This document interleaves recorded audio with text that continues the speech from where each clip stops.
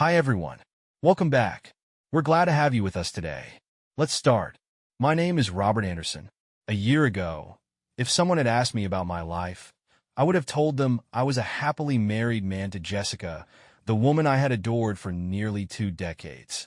I was also a proud father to my 2 daughters, Emily, who was 16, and Hannah, who was 15. At that time, I thought I had built a good, solid life for myself and my family. Being a husband and a father gave me purpose, and I took immense pride in those roles. They meant everything to me. But now I cannot even bring myself to use the word proud when I think of my girls, and the idea of being happily married feels like a cruel joke. My life today is nothing but a faint shadow of what it used to be. The reality is, I am no longer married, and the pride I once felt for my daughters has turned into something I cannot even find the right words to describe. I have worked tirelessly throughout my life as the lead engineer at a tool manufacturing company. It is not glamorous work, but it is honest and dependable. I dedicated countless years to that job, taking on extra shifts, solving one problem after another, and doing whatever it took to climb the ladder. I never did it for myself. I did not care about flashy cars or luxurious vacations. I did it for them, Jessica and the girls. Every step I took, every late night, and every sacrifice was for my family. I wanted to give them a home they could feel proud of, a place that was safe, warm, and full of love. I dreamed of giving them the opportunities one never had as a child. You see, my parents had it rough. My father was a proud, hardworking man who lost everything during the financial crisis of 1998. I was just a boy at the time, but I still remember the defeated look on his face when our world came crashing down. He carried the weight of failure on his shoulders, even though none of it was his fault. My mother, bless her heart, stood by him like the rock she had always been. She never complained or cast blame. Instead, she did whatever she could to keep our family afloat. There were times when things got so bad that my father had to sell our only car just to keep food on the table. I still remember watching him walk 2 miles to his office every morning, briefcase in hand, his shoulders slumped from exhaustion, but his spirit unbroken. On days when he was too unwell to walk, he would take the bus, although even that felt like a luxury we could barely afford. Growing up, I learned about sacrifice by watching them endure hardships while never losing hope. There were countless instances when I skipped outings with friends because I knew they could not spare the money for pocket change. It was not their fault, they did the best they could, but it left a deep mark on me as a teenager. I made a promise to myself back then. If I ever had kids, they would never feel the kind of burden I felt. I would ensure that money would never be a source of constant worry in their lives. That is why I started working when I was just 16. While most kids my age were hanging out at the mall or playing video games, I was fixing engines at a local garage. The pay was meager, but it was enough to cover my needs and lighten the load on my parents. I juggled that job alongside school and eventually college, earning a full scholarship to cover my education. My determination to break the cycle of struggle that had defined my parents' lives was unshakable. Unfortunately, my parents did not live long enough to witness the full fruits of their sacrifices. They both passed away just a year after I graduated college. But I will never forget the pride on their faces the day I landed my first real job. My father, who had worked so hard and lost so much, looked at me with an admiration I had never seen before. And my mom? Her eyes glistened with tears. One of my most cherished memories is the day I handed my mother the keys to a car I had bought for her with my own money. It was not brand new, far from it, but it was reliable and the best I could afford at the time. Watching her run her hands along the dashboard, as if she could not believe it was real, is something I will never forget. Her tears that day were not just tears of joy. They were a testament to the struggles we had overcome. After she passed away, I inherited the small house and the car. It was not much, but it was ours, and it held all the memories of her and my father. I believed it was what God had planned, and who was I to question that? Life has a way of pushing forward, even when your heart feels heavy with loss. It was around this time I met Jessica. She was intelligent, stunning, and had a spark that could light up a room. We connected instantly and started dating. Before I knew it, we were married.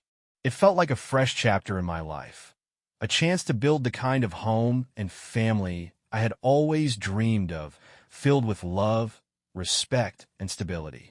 Not long after, our two daughters, Emily and Hannah, came into the world. Life was far from perfect, but it was good enough. I worked long hours to provide for my family. While we never swam in luxury, we had all that we needed. I made a point to teach Emily and Hannah the value of appreciating what they had. I wanted them to know the difference between a necessity and a luxury. At least I thought I had taught them that lesson. That belief shattered one afternoon. I walked into the living room and froze at the sight of Emily holding a brand new iPhone in her hand. For a moment, I thought my eyes were playing tricks on me. "Emily," I said, pointing to the phone, "where did you get that?" Without even looking up, her fingers still busy on the screen, she replied casually, "Mom bought it for me." Her tone suggested it was no big deal, just another everyday occurrence. I turned to Jessica, who was lounging on the couch, flipping through a magazine. "You bought her that phone?" I asked, my voice tight with disbelief. Jessica glanced up, visibly annoyed by the interruption. "Yes, I did. What is the big deal?" I stared at her, struggling to keep my tone calm. "The big deal is that I can barely afford the Android I got her last year. That phone cost more than the car I drove in college. Why would you buy something like that without even talking to me first?" She closed the magazine and tossed it onto the coffee table with a shrug. "I saved money, Robert. I had enough, so I got it for her. She is a teenager, and all her friends have iPhones." I felt my chest tighten with frustration, but tried to stay composed. "Jessica, that is not the point. It is not about whether you had the money or whether her friends have one. It is about teaching them values, teaching them the difference between what they need and what they want. An iPhone is a luxury, not a necessity." She sighed, leaning back against the couch. "You are overreacting, Robert. It is just a phone. It is not the end of the world." I opened my mouth to argue further, but the dismissiveness in her tone and the way she turned her focus back to the magazine told me the conversation was over. Jessica had made up her mind, and there was no point in pushing. I exhaled deeply, shook my head, and walked away. But the frustration stuck with me. It was not just about the phone. It was about the values I was so desperately trying to instill in my daughters. Jessica did not seem to see it that way. A few days later, the whole situation hit me again like a punch to the gut. I walked into the kitchen and saw Hannah holding a similar phone. I froze, unable to believe my eyes. "Hannah," I said, my voice sharper this time, "where did you get that phone?" She gave me the same casual look her sister had.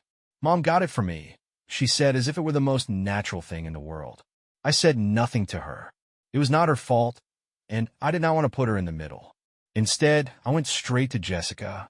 "Jessica," I said, trying to keep my voice steady despite the anger bubbling under the surface, "did you buy Hannah an iPhone too?" She did not flinch. "Yes, I did.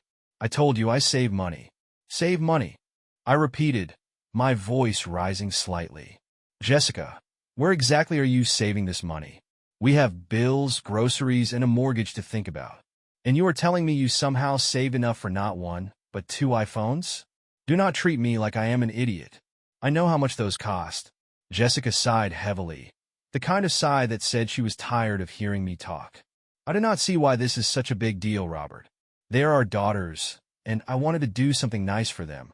Why must you make it a moral crisis every time I spend a little extra?" "A little extra?" I said, my frustration boiling over. "Jessica, this is not a little extra. This is a luxury we do not need and cannot afford. What kind of example are you setting for the girls? That they can have anything they want, no matter the cost? That money just magically appears when they need it?" Her expression hardened. "You are overreacting, as always. I've got it handled, Robert. You do not need to worry about it." The argument escalated from there. I tried to make her see my point, but it was like talking to a brick wall. Jessica had her reasoning, and nothing I said could sway her. By the end of the day, she was still angry, and I found myself banished to the couch. That night, as I lay staring at the ceiling, frustration gnawed at me. This was not just about the phones. It was about so much more. I was upset about something much deeper than just the phones.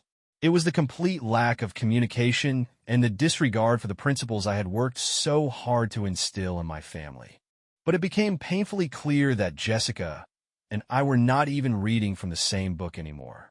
The next morning, I headed to the plant as usual, determined to shake off the frustration and focus on my job. Little did I know, that day would mark a turning point in my life. We were called into a meeting with upper management. You could feel it in the air. Something bad was coming. The plant manager stood at the front of the room, looking grave, and delivered the news. The plant was shutting down. All operations were being moved to a new facility in China. I sat there, stunned, as he explained the company's reasoning. The owners had crunched the numbers and decided that manufacturing tools overseas and shipping them back to the United States was more cost-efficient and profitable. The only thing missing from their calculations was the human factor, the lives of the people who depended on this plant for their livelihood. As much as I wanted to rage against the injustice of it all, there was a small silver lining. My position as lead engineer meant I would not lose my job immediately. I had 6 more months of work ahead of me, overseeing the dismantling of the plant and helping to set up operations in China. They even offered me a permanent position at the new facility. But moving halfway across the world to a place where I did not speak the language, it just did not feel right. Still, they made it clear, if I chose not to relocate, I had better start looking for another job. That evening, I trudged home, my feet heavy and my mind even heavier. For once, Jessica noticed my mood. There was a softness in her tone that I had not heard in a long time when she asked, "Robert, what is wrong?" I did not have the energy to deflect. I told her everything. The plant closure, the 6-month timeline, the offer to move to China. She listened quietly, and for a fleeting moment, I thought she truly understood the weight of what I was dealing with. Then, after a pause, she asked, "Would you consider moving to China?" Her question caught me off guard. I had not even allowed myself to think about it yet. "I do not know," I admitted. "It is not something I want to do. Uprooting everything? Starting over in a country where I cannot even speak the language? It just does not feel right." She nodded and said no more, but there was a look in her eyes that suggested she wanted me to say yes. Still, she did not press the issue and went back to whatever she had been doing. The next 3 months were grueling. The process of shutting down the plant was both physically and emotionally exhausting. Every day was a grind, coordinating with teams, overseeing the dismantling of machinery I had worked with for years, and trying not to dwell on the inevitable end. At home, things felt different, but I was so consumed by work that I barely noticed at first. Then one evening, it all came crashing down. I walked into the living room and saw Jessica casually scrolling through a brand new iPhone. I froze. Alarm bells went off in my head. I had reluctantly accepted her buying phones for Emily and Hannah, though it infuriated me. But for her to have one too, that could not be brushed off as saving money. 3 iPhones in just a few months on my salary? It did not add up. And that was when it hit me. The money was not coming from inside our home. It could not be. It had to be coming from somewhere. Or worse, someone. My mind spiraled into a storm of paranoid thoughts. Was Jessica involved in something illegal? Was she borrowing money from someone she should not be? Worse still, was she involved with another man? And what about Emily and Hannah? Were they part of this somehow? The more I thought about it, the more my imagination ran wild, layering one dark thought on top of another until I could barely think straight. Something was deeply wrong, and I needed to figure out what it was. I did not have to wait long. A few days after I saw Jessica with that iPhone, I came down with a fever. The stress from work, the worry about the plant, and the doubts swirling in my head had finally caught up with me. My body forced me to rest, and I found myself lying in bed, staring at the ceiling, trying to convince myself that things would somehow work out. The house was quiet, save for the faint murmur of voices coming from the kitchen. I was not trying to eavesdrop, but the words carried through the thin walls. "You got me a new earring," I heard Jessica say, her voice light and cheerful. "Wow, Mom, that is amazing," Hannah replied, sounding genuinely impressed. My stomach churned. Who was he? I want one too." Emily chimed in, her voice dripping with entitlement. And then came the words that felt like a knife to my chest. "When are you going to leave the bum and move in with Mr. Carter?" Hannah asked, her tone so casual, yet so cruel. I love his house. It is so much bigger than this dump. I felt the blood drain from my face. The room seemed to tilt. My own daughter, my flesh and blood, had just called me a bum, and the house I had worked so hard to provide, a dump. I was too stunned to move. My world, as I knew it, was falling apart, and there was nothing I could do to stop it. But I have always been a man of principles. I was not raised to be anyone's doormat. Not my wife's, not my daughter's. The rules applied to everyone in my home, and the betrayal I had just overheard cut deeper than I thought anything ever could. Yet that betrayal also brought clarity. If this was how they truly felt about me, I was not going to let them trample over me any longer.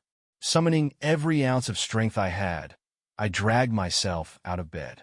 My legs wobbled under me, my fever making every step feel like a battle.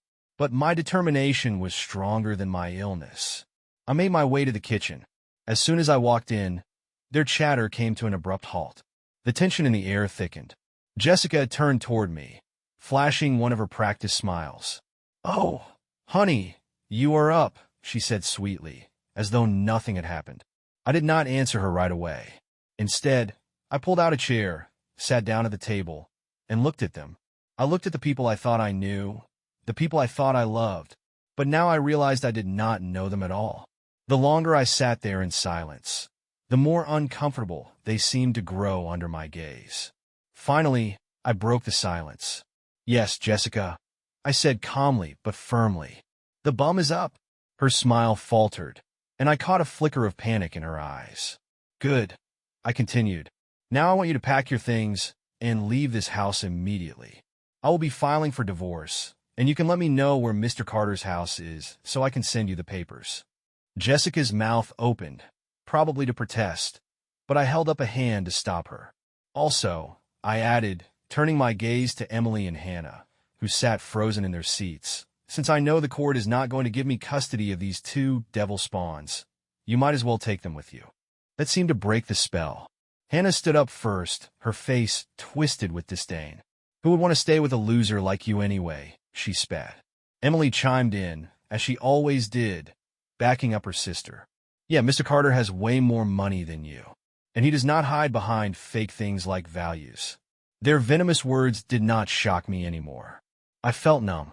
I stood up slowly and looked at Jessica one last time. "Well, in that case, Jessica," I said, my voice steady and cold, "tell Mr. Carter that since he is so rich, he can have you as his wife, or whatever it is you want to call it, and take these two devil spawns as his legally adopted daughters. I will gladly sign over my parental rights. I am more than happy to have nothing to do with them anymore." The room fell silent. I stood there, waiting for a reaction, but deep down, I already knew there was nothing they could say that would surprise me anymore. Jessica's face crumpled, and tears welled up in her eyes. She stepped toward me, her hand reaching out as though she had just remembered she cared. "Robert, please," she said, her voice trembling. "I love you. I do not want a divorce. Let us talk about this. We can fix it. Ister det her, umuvid." Her words were hollow, empty of meaning. Where was this love when she was sneaking around, accepting gifts from another man? Where was it when she allowed our daughters to treat me with such disrespect? I took a step back, creating space between us. "It does not matter now," I said coldly. "Your love for me ended the moment you traded it for an iPhone and a gold earring." Her tears flowed harder, but I did not stop. I was done being walked over. I was done pretending everything was fine when it was not. Slowly, I reached for my wedding ring, the symbol of a union that had become nothing but lies and betrayal. I slid it off my finger and placed it on the table with deliberate care. The sound of the metal hitting the wood was soft but final. Without saying another word, I walked to the toolbox in the corner and pulled out a hammer. Jessica's sobs turned to startled silence as I returned to the table. I picked up the ring, placed it flat against the surface, and brought the hammer down with all my strength. The sound of the blow echoed through the kitchen. The gold bent and twisted under the force, no longer a circle, but a mangled, broken piece of metal. I held it up, examined it briefly, then held it out to Jessica. "Here." I said, my voice steady but bitter. You can still sell it for the gold. Her tears stopped instantly, replaced by a face contorted with rage. The mask of sadness fell away. So this is how you want to play? She spat, her voice venomous. Fine, I will ruin you in court. I will make you regret this day for the rest of your miserable life. She stormed out of the kitchen, Emily and Hannah trailing after her. Their faces were a mix of disdain and smugness, as though they thought they had won some kind of victory. I just stood there, watching them disappear up the stairs to pack their things. The house felt heavier with each step they took, and yet for the first time in months, I felt a strange sense of relief. That night, they left, slamming the door behind them. I stood by the window, watching as they loaded their bags into the car and drove away. I assumed they were heading to Mr. Carter's house, whoever he was. Jessica was true to her word, though. In court, she tore through me like a tornado, leaving nothing but wreckage in her wake. I stood there, powerless, as the judge divided my life into pieces and handed nearly all of it to her. My retirement savings? Gone. Every penny of my hard-earned nest egg? Wiped out. The joint bank account? Now hers. On top of that, I was saddled with an alimony payment large enough to bleed me dry unless Jessica decided to marry her shiny new benefactor. And the child support? It would stretch on until Emily and Hannah turned 18. The only things I was allowed to keep were my house and my car. But calling that a victory felt hollow. The house that once rang with laughter now felt like an empty shell. And the car? Just a machine to take me from one place to another. None of it felt like much of a win. As I walked out of the courtroom that day, the weight of the world pressed down on me. And that was when I saw him for the first time. David Carter, the man who had bought his way into my family. He was standing there, arm in arm with Jessica, Emily, and Hannah.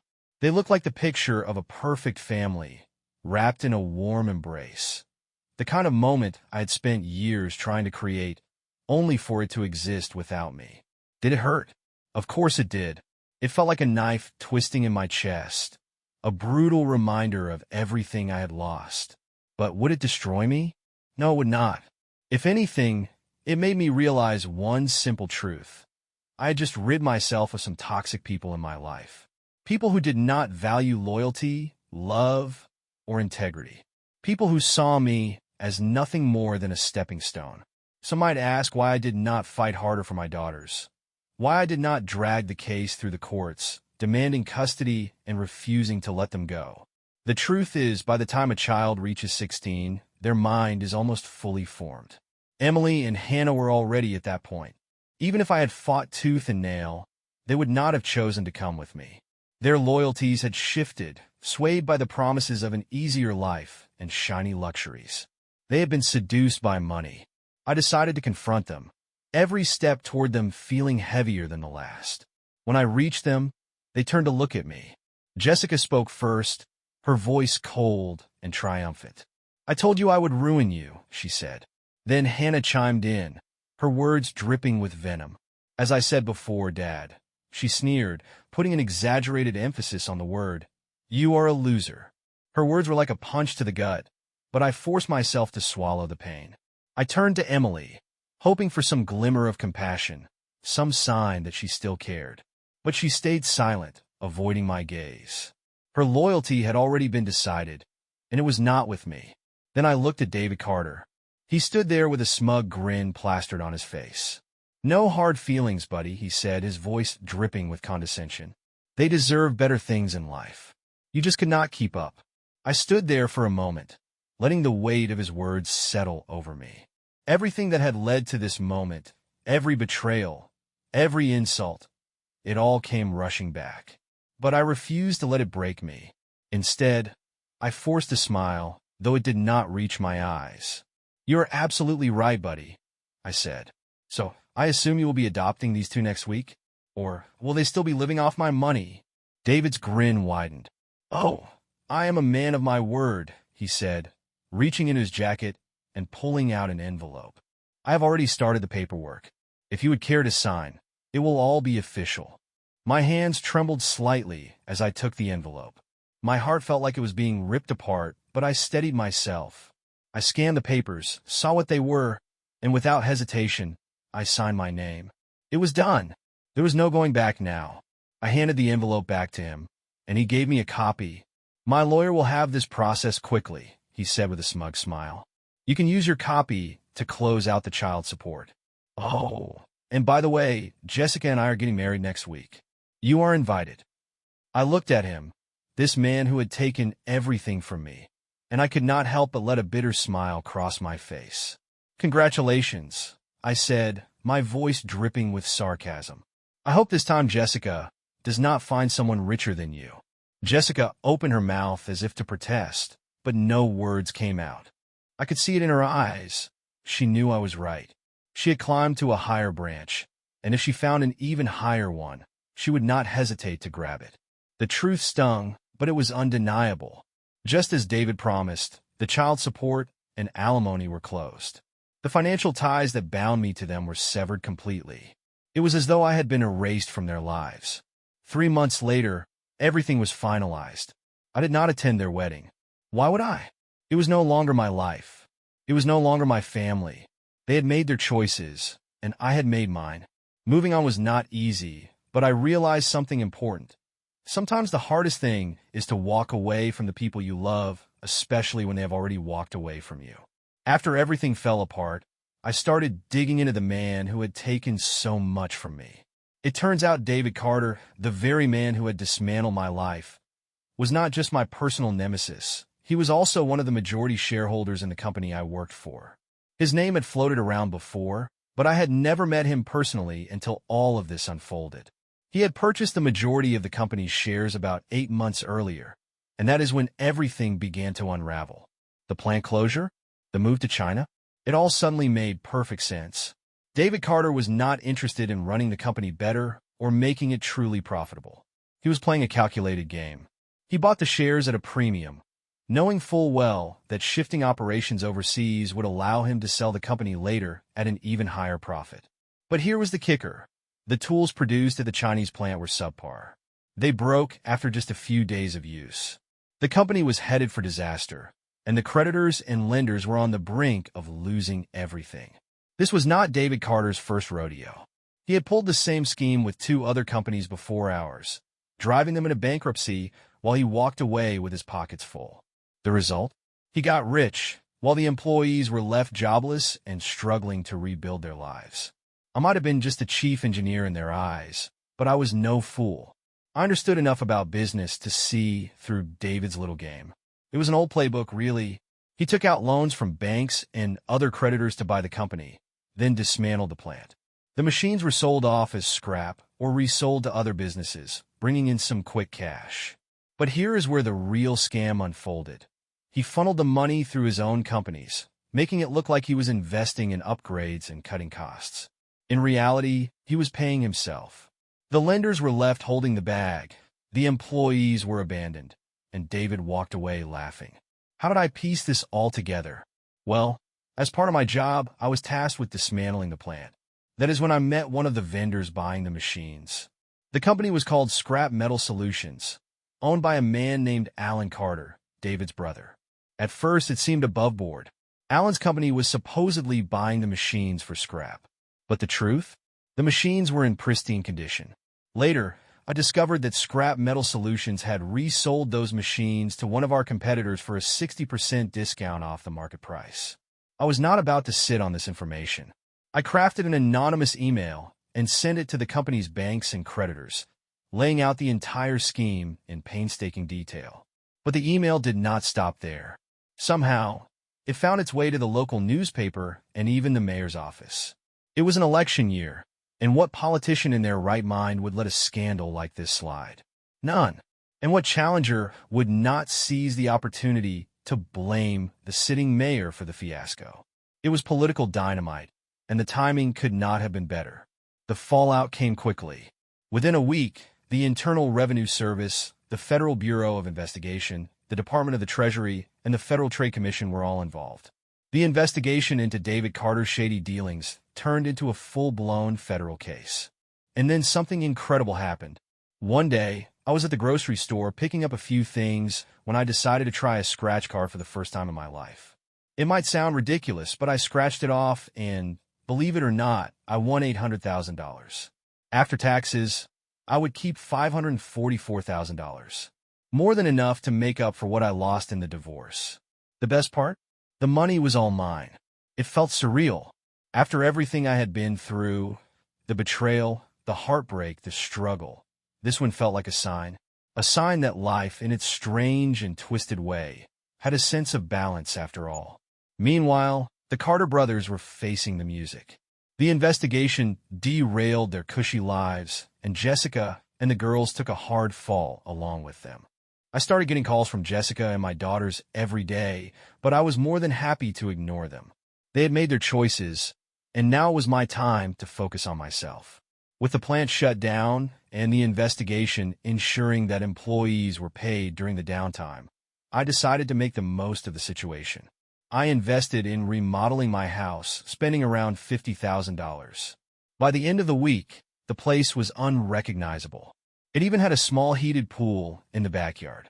My health improved, my mood lifted, and for the first time in years, I felt like my life was back on track.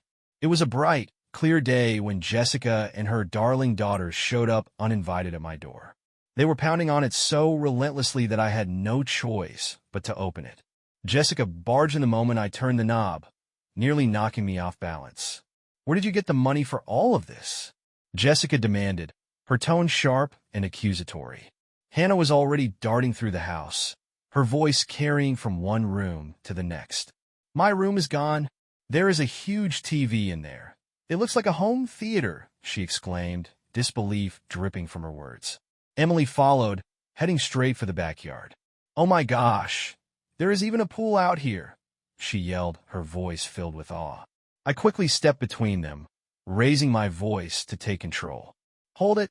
What the hell do you all think you are doing here?" Jessica spun around to face me, her eyes blazing with fury. "You stole money from me," she snapped. "I want my share." I stared at her, my expression cold and unwavering. "You are married to someone else now, Jessica," I said calmly. "And here you are, demanding money from another man. Maybe you should ask your new husband, David, for cash. I am sure he has plenty lying around." Jessica's face flushed with anger, and her voice rose. "You think you can get away with this? I know what you did, and I want my part of that fortune." I crossed my arms, the confidence I had rebuilt over the last few months firmly in place. "If you want your share, try asking David. I am sure he would be thrilled to help." Hannah rolled her eyes dramatically. "Oh, this is just pathetic. Just give her the money, Dad." I turned to her, irritation bubbling to the surface. "Shut up, Hannah," I said sharply. "Do not call me that anymore. You made your choice, and it is far too late for second chances. Legally, I am not your father." Emily chimed in, her tone dripping with sarcasm. "Yeah, why not just hand over the cash and let us all move on, Dad?" Her words stung, but I refused to let them get under my skin. "You know what?" I said, my voice rising. "Get out. All of you, get out. I do not need this from you. If you do not leave, I will call the police." Jessica froze for a moment, stunned. Then her face twisted with rage. "This is not over, Robert. You will regret this." I smirked, unimpressed by her threats. "No, Jessica. You are the one who will regret it. You left me, remember? You chose money over everything else. Now, go back to that life, and I dare you to take me to court. I will destroy you this time." Jessica did exactly what I expected and filed a case against me. I was ready. My lawyer and I had gone through every detail in advance, preparing for this moment. When the day came, Jessica strode into the courtroom looking as entitled as ever. She claimed I had hidden assets and failed to give her a fair share of my money. My lawyer presented everything calmly and methodically. He explained where my sudden wealth had come from, how it was earned, and why it was entirely legitimate. The judge, flipping through the case files, finally looked up at Jessica. "Do you have any evidence that Mr. Anderson hid money from you?" he asked in a measured tone. Jessica hesitated, then stammered. "Well, no, but—" The judge cut her off. "Then I am afraid there is no basis for your claim." He glanced at the papers in his hand and continued. "Now, about your request for alimony. Before he could finish, Hannah and Emily stood up, their voices ringing out at the same time. "He abandoned us?" Hannah shouted, pointing at me. "He is a coward." "Yeah, he just left us?" Emily added, her eyes blazing with anger. The judge sighed, visibly weary of their outburst. He removed his glasses slowly and peered at them over the rim. Holding a few papers in his hand, he turned to Jessica. "Mrs. Carter," he said firmly, "you are currently married to Mr. David Carter. According to the records, I see no reason to grant you further money from Mr. Anderson." Jessica's face twisted with disbelief. She opened her mouth to protest, but the judge raised a hand to silence her. "As for these two young ladies," he continued, motioning toward Emily and Hannah, "since Mr. David Carter has legally adopted them and Mr. Anderson has transferred all parental rights to him, he is no longer responsible for them. This case for additional alimony is dismissed." I let out a breath I had not realized I was holding. Jessica was defeated. Her demands had been shot down, and the judge's ruling left no room for argument. She tried to find words, but nothing came. She just stood there, her face flushed with frustration. The calls from Jessica and the girls did not stop, but their tone shifted. They were no longer demanding or entitled. Desperation had taken their place. I agreed to meet with them one last time, but I was going to set the terms. I told them the only place I would meet was at my lawyer's office. No risks, no games. When they arrived, they were dressed in their best clothes, trying to project some semblance of power. But I saw through it all. I sat across the table from them, placing my sleek Android phone on the table. The black device gleamed under the fluorescent lights, a symbol of how far I had come. Jessica's eyes darted to it immediately. "You have changed, Robert," she said, almost in disbelief. I smiled coolly. "All thanks to you and Mr. Carter's daughters." Her face hardened. "They are your daughters, Robert." Slowly, I raised my hand and reached for a folder my lawyer had prepared. I slid a piece of paper across the table to her. "As per this document," I said evenly, "they are not." Jessica's expression faltered. She picked up the paper, her face shifting from confusion to realization as she saw the signature at the bottom. "Her husband's signature. It has your husband's signature on it," I said coldly, watching as Jessica's eyes filled with tears. Her voice trembled as she stammered. "Does a piece of paper make him their father?" I leaned back in my chair, crossing my arms. I was beyond feeling anything for her or for them. The anger I once felt had long burned away, leaving behind nothing but the cold, hard truth. "Yes," I replied, my voice steady and firm. "It does. And you know why? Because that is exactly what you taught me. You had an affair with that man for money. You married another man for paper money. My daughters called me a bum because I had less paper money. They called my home a dump for paper money. So yes, Jessica, when it comes to you and your daughters, everything is about paper." Both Hannah and Emily began crying, their voices shaky as they said in unison, "We're sorry, Dad." I did not flinch. The guilt, the longing for the family I had once cherished, it was all gone. I felt nothing now. I barked, "Shut up. And if you call me Dad one more time, I will end this meeting right now. You are not my daughters. If you want to call someone your father, go find David Carter. He's the one you chose." Their sobs quieted into choked breaths. But it did not matter. Their tears were meaningless. Their apologies were too late. I had nothing left for them. No love, no sympathy, no connection. Jessica finally spoke, her voice shaky, but trying to sound steady. "We're getting divorced," she admitted, her eyes pleading with me. "He wants to get rid of me. He says I'm nothing to him now. We had a prenuptial agreement, and now I'm going to be out on the street with my daughters. Are you happy now?" I stared at her, and for the first time in a long while, anger bubbled up. But this anger was colder, sharper. "No, Jessica, I'm not happy. But let us not twist the truth here. He is not trying to get rid of you. You were trying to get rid of him, and now that he's looking at jail time, and you know you will not get a single penny, you want to ditch him and crawl back to me, because I have money. You are disgusting." Her voice softened, trying to appeal to some part of me that no longer existed. "I was your wife for years, Robert. They are your daughters. We're going to be on the streets. How will you feel about that?" I leaned forward, my gaze locking onto hers. Not my wife, not my daughters, and not my problem. You want money? Get a job. You want a job? Find it yourself. But do not come running to me, because I am not your doormat anymore. I stood up and walked to the door, pointing at it with deliberate precision. If I ever see you near my house or anywhere near me again, I will file a restraining order, and I will not hesitate to have you thrown in jail. Jessica and the girls tried their best to put on a show, crying, pleading, but their performance did not touch me. Not anymore. They had made their choices, and now it was time for them to live with the consequences. Without another word, I turned my back on them and walked away, not even sparing them a glance. As for David Carter and his brother Alan, justice eventually caught up with them. The investigation led to their downfall, and they ended up in prison, losing their wealth and influence. I'm sure they had money stashed in offshore accounts, but it would not matter. With the sentences they received, they would never live to see a cent of it.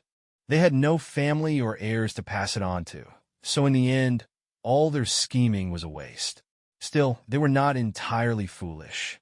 In a last-ditch effort, the Carter brothers struck a plea deal with the government. They handed over the stashed money in exchange for reduced sentences. But their deal came with a twist of fate I could not help but savor.